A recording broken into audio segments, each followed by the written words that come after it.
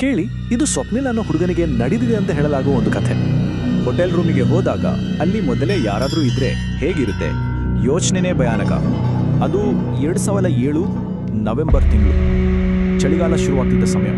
ಸ್ವಪ್ನಿಲ್ ಮತ್ತು ಪಂಕಜ್ ಇಬ್ರು ಫ್ರೆಂಡ್ಸ್ ಒಂದು ಹೋಟೆಲ್ಗೆ ಚೆಕ್ ಇನ್ ಮಾಡಿದ್ರು. ಆದರೆ ಆ ರೂಮಿನ ಕರಾಳ ಇತಿಹಾಸದ ಬಗ್ಗೆ ಅವರಿಗೆ ಸ್ವಲ್ಪನೂ ಗೊತ್ತಿರಲಿಲ್ಲ. ಅದು ಸುಮ್ಮನೆ ಒಂದು ಹೋಟೆಲ್ ರೂಮ್ ಆಗಿರಲಿಲ್ಲ. ಅಲ್ಲಿಯೇ ಉಳಿದವರು ಯಾರೂ ಬದುಕುಳಿದಿರಲಿಲ್ಲ. ಊಟ ಮುಗಿಸಿ ಇಬ್ರು ಆರಾಮಾಗಿ ನಿದ್ದೆ ಹೋದ್ರು. ಆದ್ರೆ ಆ ನೆಮ್ಮದಿ ಹೆಚ್ಚೊತ್ತು ಇರಲಿಲ್ಲ. ಸರಿಯಾಗಿ ಆ ಹೊತ್ತಿಗೆ ಸ್ವಪ್ನಿಲ್ಗೆ ಯಾರೋ ಹೊರಗೆ ನಡೀತಿದ್ದ ಶಬ್ದ ಕೇಳಿಸಿತು. ಪಂಕಜನನ್ನು ಎಬ್ಬಿಸೋಕೆ ನೋಡ್ದ, ಆದ್ರೆ ಅವನು ಎಷ್ಟೇ ಪ್ರಯತ್ನಿಸಿದ್ರೂ ಏಳಲೇ ಇಲ್ಲ. ಆದರೂ ಆ ಹೆಜ್ಜೆ ಸದ್ದು ಮಾತ್ರ ನಿಂತಿರ್ಲಿಲ್ಲ. ಆ ಸದ್ದನ್ನೇ ಹಿಂಬಾಲಿಸ್ಕೊಂಡು ಹೋದ. ಆಗ ರಕ್ತ ಹೆಪ್ಪುಗಟ್ಟಿಸೋ ಒಂದು ಚೀರಾಟ ಕೇಳಿಸಿತು.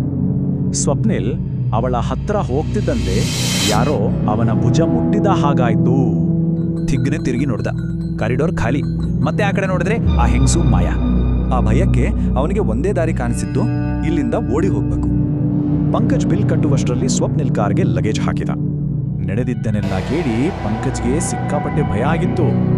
ಆದ್ರೆ ಅವರ ನಿರಾಳತೆ ಹೆಚ್ಚು ಹೊತ್ತು ಉಳಿಲಿಲ್ಲ. ಅವರ ಜೊತೆ ಕಾರು ಒಳಗಡೆಯಿಂದನೇ ಒಂದು ಧ್ವನಿ ಬಂತು. ಆ ರೂಮಿನ ಬಗ್ಗೆ ಇದ್ದ ಕಥೆ ನಿಜ ಎನ್ನೋದು ಅವರಿಬ್ಬರಿಗೂ ಅರಿವಾಯಿತು. ಅವರು ಯಾವುದರಿಂದ ಓಡಿ ಬಂದಿದ್ರೋ ಅದು ಅವರ ಜೊತೆಯಲ್ಲೇ ಇತ್ತು. ನೆನಪಲ್ಲೇ ಉಳಿದು ಬಿಡುವ ದೆವ್ವದಿಂದ ತಪ್ಪಿಸ್ಕೊಳ್ಳೋದು ಅಂದ್ರೆ ಹೇಗೆ? ಇದು ದೊಡ್ಡ ಪ್ರಶ್ನೆ.